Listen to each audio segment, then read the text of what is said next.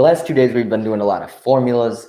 We had partition and line segment, and we also had perpendicular bisectors. Now we're going to start transitioning and talking about angles. So this is 2.07. And we're really just going to learn important things about angles. So there's some key vocab we need to know first. First is supplementary angles. These are angles that add to 180 degrees, also making a straight line. So if I look at two angles that would add to 180 degrees in this diagram, this angle, DAB, plus the angle right next to it, BAE, angle BAE, would add up and equal 180 degrees because they make a straight line.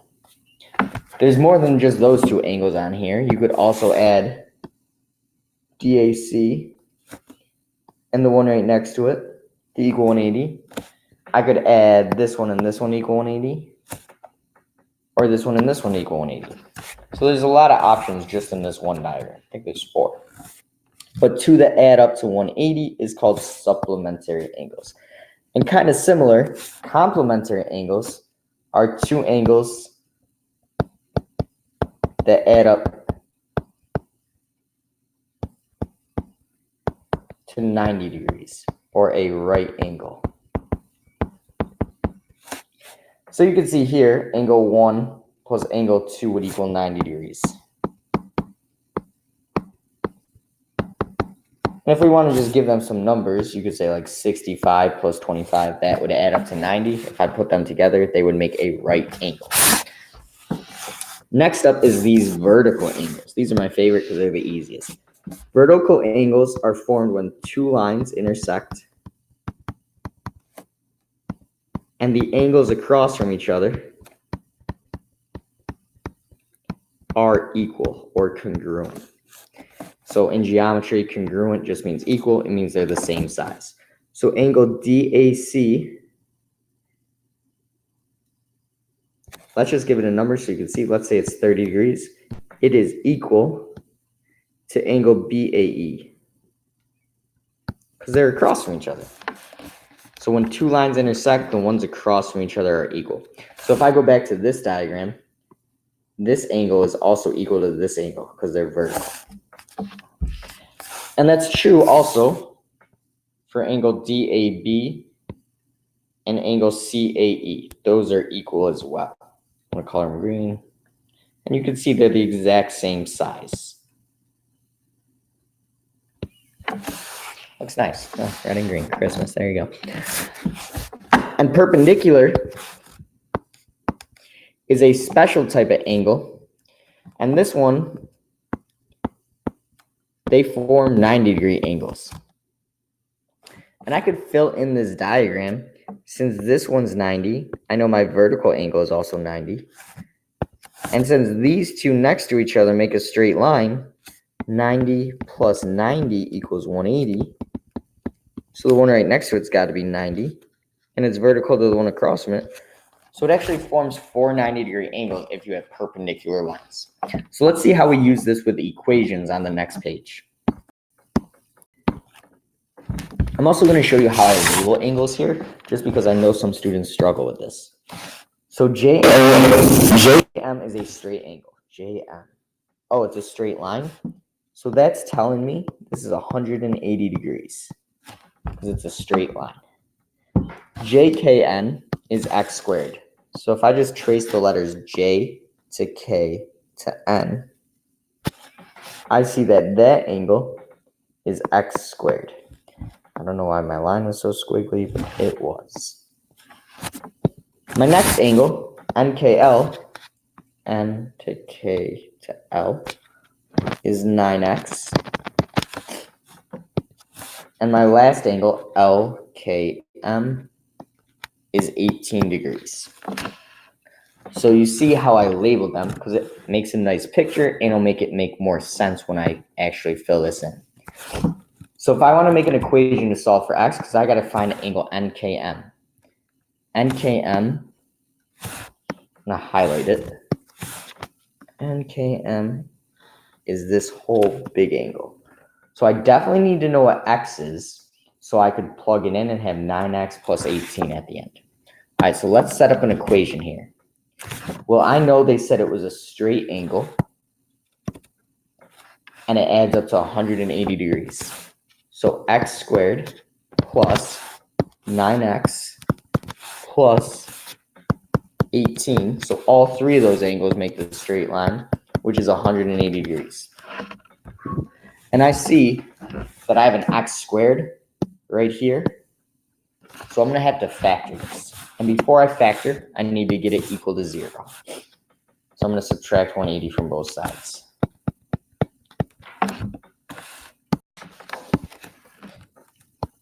So this side equals 0, x squared plus 9x minus, that's 162, equals 0. Now I just got to factor. I see that a is 1, so that makes it a little easier. I just need two things that multiply to negative 162, the last number, and add to 9. So they got to be pretty close together. 162 is a big number, so I'm going to use my calculator here and think it out. 162 is even, so I should try to divide by even numbers. I'm going to try 16. Nope. Let's try 162 divided by 18. 18 and 9. And those are 9 apart. So it's 18 times 9. Now, it's going to be a negative 162. So one of them has to be negative.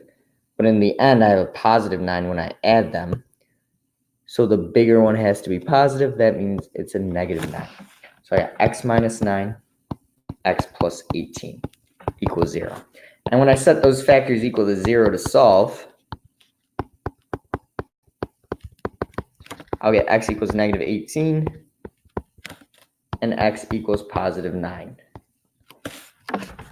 Now if I look at this, if I plug into 9x, right? If I plug in 9 times negative 18, I'll get a negative angle, and I don't want that. So I'm going to cross that out. It's got to be x equals 9 is my answer.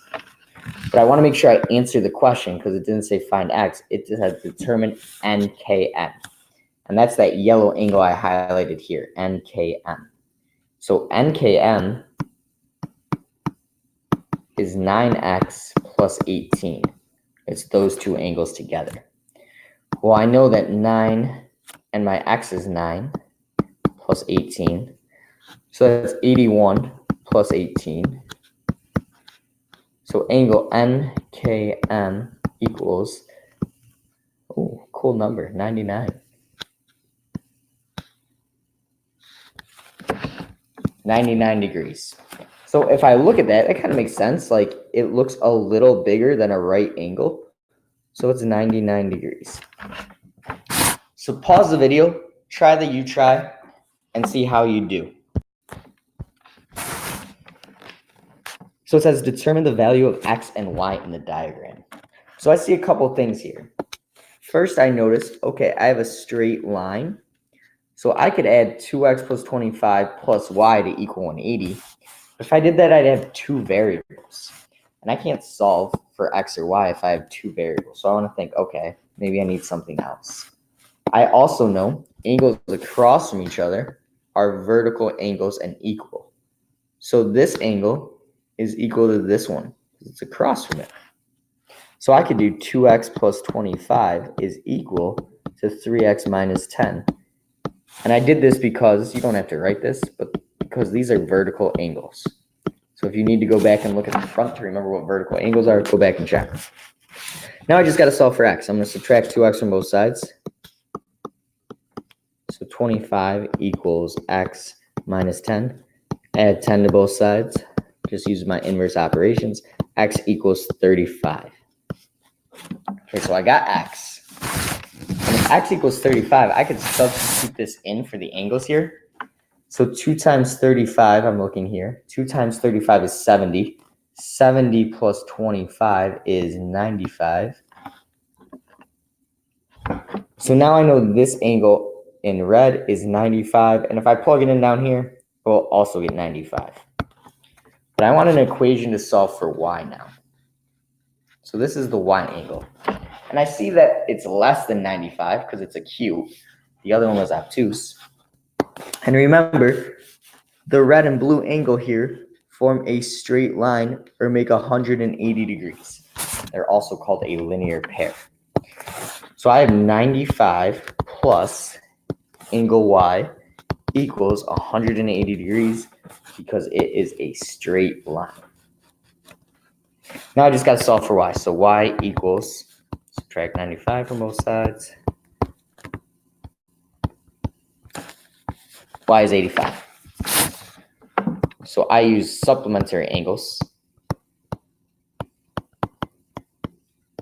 to figure that out, also known as a linear pair, because it's a pair of angles that make a line. That's why it's called a linear pair on a line. And those add up to 180 degrees. So you might hear me say both this year, supplementary angles or linear pair. It means the same thing. So just to reiterate what I said up there, but maybe you're down here and you're like, oh, I don't know what happened. To solve for x, we use those vertical angles are equal.